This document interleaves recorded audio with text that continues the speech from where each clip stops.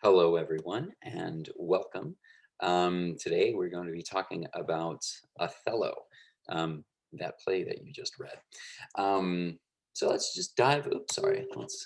That's a map. Let's dive right in. Right. So Othello, obviously written by Shakespeare, written in the year 1603. It was based upon a story called Un Capitano Moro by this Italian fella around the middle of the 16th century. um, but that was a little bit more just kind of a framework, right? You have a Moor, right? Un capitano Moro, right? A Moorish captain, who is made jealous by one of his underlings, thinking that his wife is having an affair. The play itself was first printed in 1622. The first folio, it was printed in 1623, again, because each actor had their specific sides, just their lines, and not the whole entire play, because as we remember from the last lecture, um, writers did not have essentially what we today would call a copyright of their work. Now, Othello is a role, obviously, most most scholars think that the Moor of Venice, he is black. Although some might think that Moorish just means, darker skinned Arab, but most people think that he's black, especially because, a lot of the text talks about how he's black. Unfortunately, though, because in Elizabethan England, um, there weren't a whole lot of black people, certainly not any that were really allowed to be on stage very much. Richard Burbage originated the role in blackface. Now, Othello, unfortunately, is a very good role, a Shakespearean role, um, but um, it has had a problematic history. A lot of the very best, what are considered the best actors of the 19th and 20th centuries, especially, have played Othello, even though they have been white. This gentleman, though, here pictured on the right, his name is Paul Robeson, one of the first great black actors in the United States, or sorry, England. That's in 1944, and other actors, James Earl Jones, Lawrence Fishburne, have played that particular role. Now, a little bit of dramaturgy on the play itself. Now, this is a map. Pardon the Italian, but it's the best map that I found to have all of this information. Now, this conflict, right, is between Venice and the Ottomans, right, the Ottoman Turks, right. That is the framework in which Othello takes place, right, because it's a military camp, right, that Othello is the head of.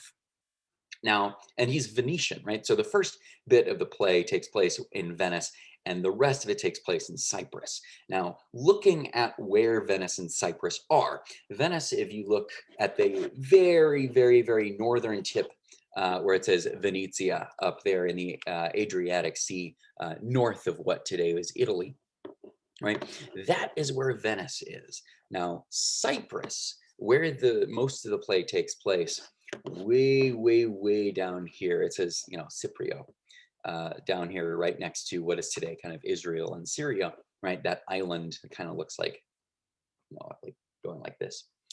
So that's Cyprus. Now, notice how far away Cyprus is from Venice, which um, which means, right, that if anyone had any sort of problem going on in this military camp in Cyprus, they couldn't go back home and complain to the Doge in Venice, right? They had to just be there. They were isolated, right?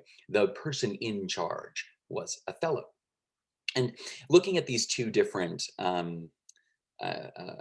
powers, right, in the 16th century, right, you'll notice some things. So Venice as a country, as it were, is kind of a city state, but it was a group of a whole bunch of almost ports and islands around the Eastern Mediterranean and the Adriatic and the Aegean seas.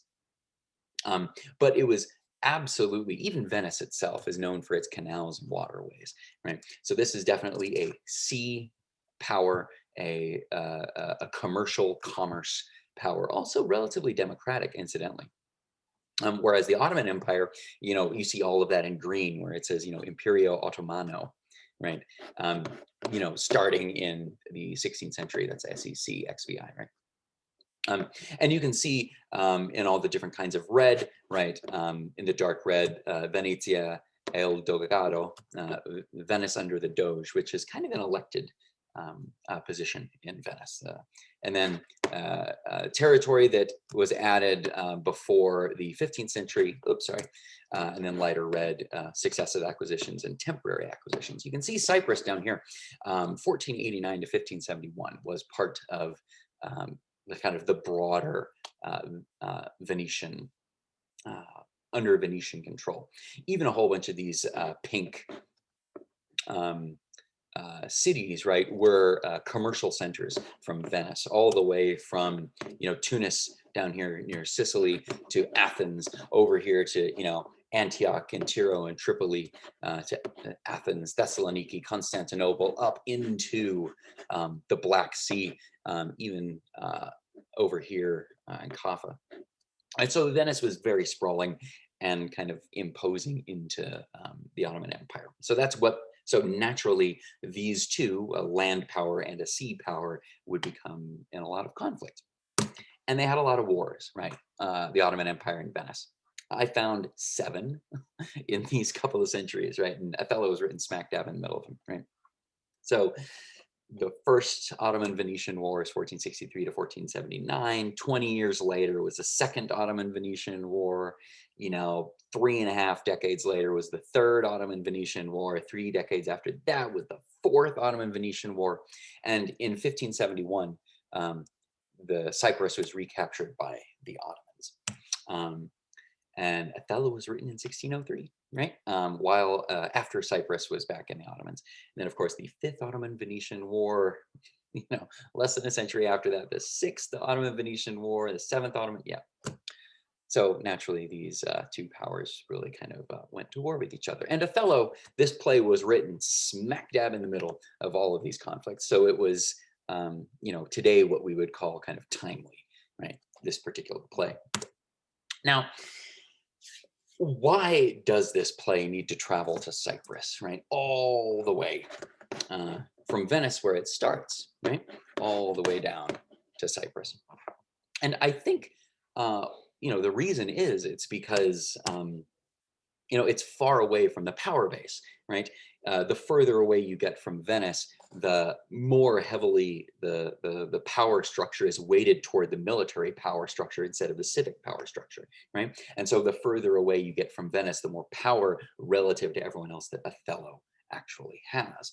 And especially as a Black man in a European power, that is remarkable and notable in these sorts of ways. So I think Desdemona is far, far away from her family and all this kind of stuff too. So whose play is it? Who is the protagonist?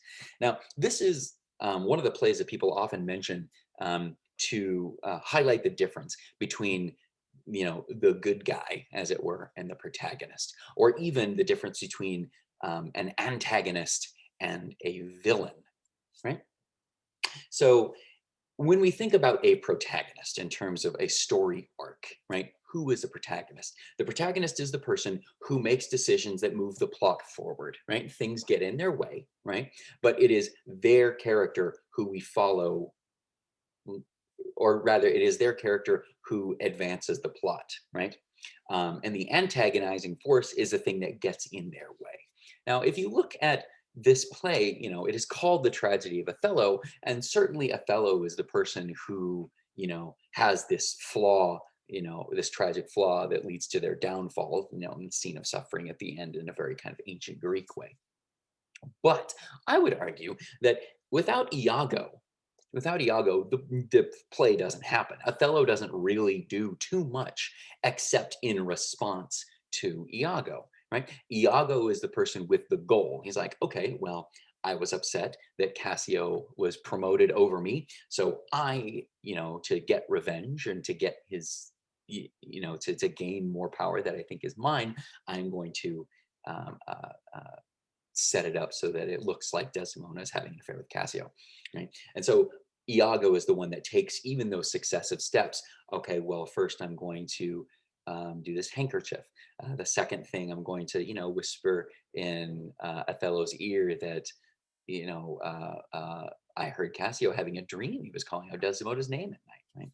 So, and even if you look at the amount of the number of speeches that these two have, Iago has quite a bit more soliloquies, right, where he's speaking to the audience than Othello does. Now, a soliloquy, um, you can think of it as a monologue, but a soliloquy is essentially by yourself for the audience, almost to the audience in a lot of ways, right? A monologue could be said to another character on stage, but a soliloquy is said to the audience, right? Or to, what do they call an apostrophe, right? It could be an apostrophe, which not the punctuation apostrophe, but apostrophe. It is if you were speaking to the audience as if you were speaking to God or love as an idea, or even like a chorus, right?